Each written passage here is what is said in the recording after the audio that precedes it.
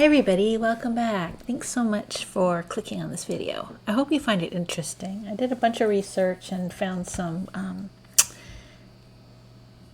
interesting information. Anyways, who is winning at the food delivery war? I don't think we will ever have an answer to that, but there are so many things to think about when you think about who's winning. Who has the most market share? Who has the most subscriptions?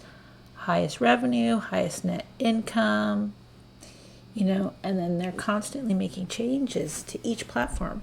So I guess, we have to wait and see what happens with these changes. If it makes it better or worse, they get more customers, fewer customers, whatever. So anyways, let's move on here.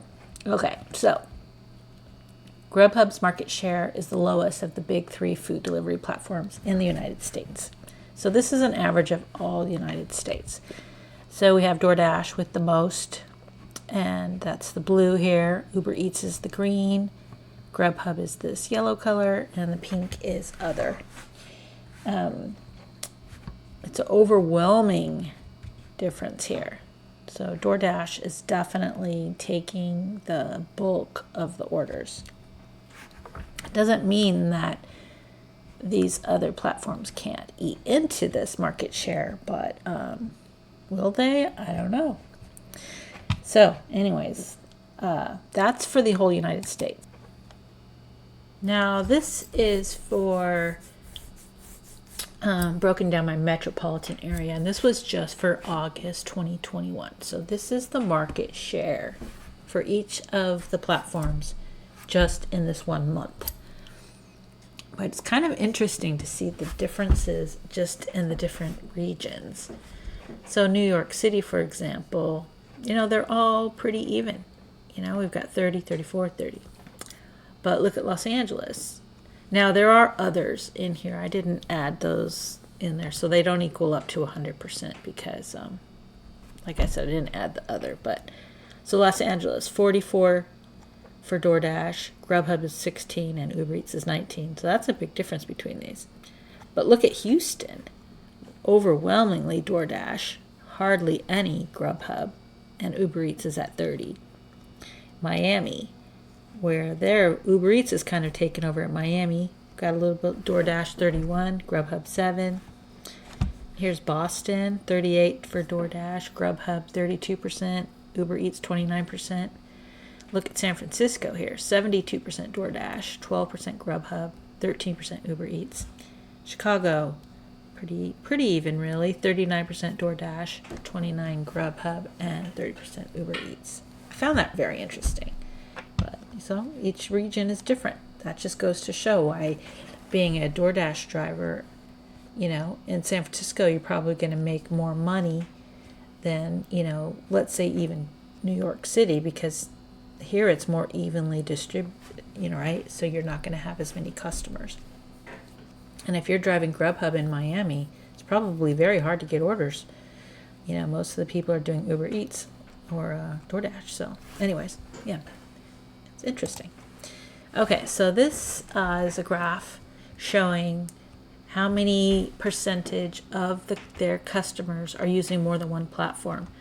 So this is Doordash. So how many of the Doordash customers are also using Grubhub? 24%, and also using Uber Eats? 21%. Now, of the Grubhub customers, how many are using Doordash? Also 40%. Uber Eats 22%. Uber Eats customers, 41% also use Doordash, and 26% also use Grubhub. Which that makes sense. Because not all restaurants are available on every platform. So, that makes sense. But I was kind of surprised at how high some of these are. Okay, so I tried to figure this out, and I tried to put it in a way that was understandable. I couldn't figure it out. But exclusive delivery partnerships, there are so many that are like these. We're going to be exclusive with Uber Eats and Doordash. We're just Doordash. We're mainly Doordash, but anybody can do it. They all have all these little weird idiosyncrasies. So it was really hard to come up with a list, but They say that the partnerships help the restaurants more than they help the platforms because it brings in extra income. So when they make an exclusive deal, like they were talking about Walmart with DoorDash, it's helping Walmart a lot because DoorDash is pushing those deliveries. But, and they normally, I guess if people go to the Walmart website for delivery, they have to pay more. But if they go through DoorDash delivery, it's less or something. I was reading this whole thing about it. It was very confusing. But anyways, yeah, they're saying that these partnerships help the restaurants. They say that the customers, excuse me, need to flop between the platforms to get the food from their favorite restaurants delivered. So this may actually hurt the platforms because I don't know for sure which restaurants are what. So this is just an example. This is not real. I'm making it up. But let's say only Grubhub can do Taco Bell. I know that's not the case. Like I said, I'm just making this up. But if somebody really wants Taco Bell, they have to use Grubhub. Or, if Uber Eats was the only one, they had an exclusive delivery, let's say with McDonald's or something, then everybody would have to use Uber Eats if they wanted McDonald's delivered. So that's why they have to use more than one app. DoorDash has the most partnerships, and they say that 40% of all food deliveries in the second quarter of 2021 were from DoorDash. So I don't know. That's crazy. Okay. I want to ask you to please subscribe. I get so excited when I get a new subscriber. I'm almost to 300, so that'll be really exciting when that happens. Anyways, I would appreciate it. And if you subscribe, then you'll get notified and if you do the little bell, you get notified when I put out a new video. Anyways, okay. So, the platforms are making changes. I think we can confidently say that the 3 major food delivery platforms are all making changes constantly. DoorDash probably the most. They are trying to get more market share, obviously. They're trying to make more money, obviously. I don't know that any of them are focused on the delivery drivers that I can tell. All of the changes are about making them more money, not helping their drivers make more money. I understand that, of course, because they're businesses, they need to make money to be profitable. They also need the delivery drivers, though. They need us to want to go out and deliver. Delivery is their business. I think they should focus a little on helping the drivers make more money and focus on keeping experienced drivers around. You only have a certain pool of people that are willing to do this kind of work.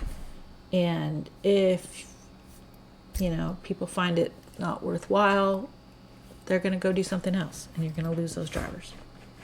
Make it too stressful. Make the pay too low. Whatever. My opinion, of course. Okay, so now let's talk here about some revenue and net income. This was also, I really wanted to get the same time period for everybody, and it was just really difficult to get this information in the proper format. So here's DoorDash. So this is their revenue. This was year over year difference. So this is from second quarter 2020 to second quarter 2021. Their revenue was $675 million. Which in 2020, and 1.236 billion in the second quarter of 2021. That's an 83% difference in revenue. But net income, 23 million in 2020 and negative 102 million in 2021. That's a difference of 79 million loss, which is crazy. Yeah. Grubhub. So this is the first quarter 2020 to the first quarter 2021. Still year over year. Before I forget, I'd appreciate a thumbs up if you're enjoying this. Anyways, okay, so their revenue, 2020, 363 million. And the first quarter 2021, 550.6 billion. Difference of 52%. You know what? This is not billion. This is million. This is a typo. That's 550 million. Okay, so anyways, their net income a loss of 33.4 million in 2020, a loss of 75.5 million in 2021. Difference 42.1 million of a loss. So that's a pretty big loss. Okay, so here is Uber revenue net income. Well, not really, because I couldn't figure it out. So their revenue and net income is mixed with the Uber driver and the Uber Eats, and then there were just too many numbers that were all intermingled, and I just couldn't determine what the actual numbers were. So I'm not an expert in this sort of thing. Are you? Can you figure it out and let us know? I don't know. All I do know is that they said they expect to be profitable by the end of 2021 on an adjusted EBITDA basis. I looked that up before. It means that it compares it to like businesses or something. Anyways, so that's what they say. Guess we're just going to have to wait and see if it comes true. So who's winning? Simple answer, I don't know. Do you know? I see that Doordash has a much larger market share, but they're not saying they're going to be profitable anytime soon. In my opinion, they will run out of people willing to drive for them if they keep the pay low, and that will eat into their market share, because if people don't get their food delivered, they're not going to order anymore. Grubhub is also going down the wrong path, in my opinion. Longer drives, less pay. They expect drivers to wait really long times at the restaurants. The pay is much less than it used to be. I guess we can wait and see what happens with this new CEO and see if they make any changes. Hopefully it doesn't get worse. Uber Eats is the only one, in my opinion, that seems to be getting better, or at least for me in my market in this area.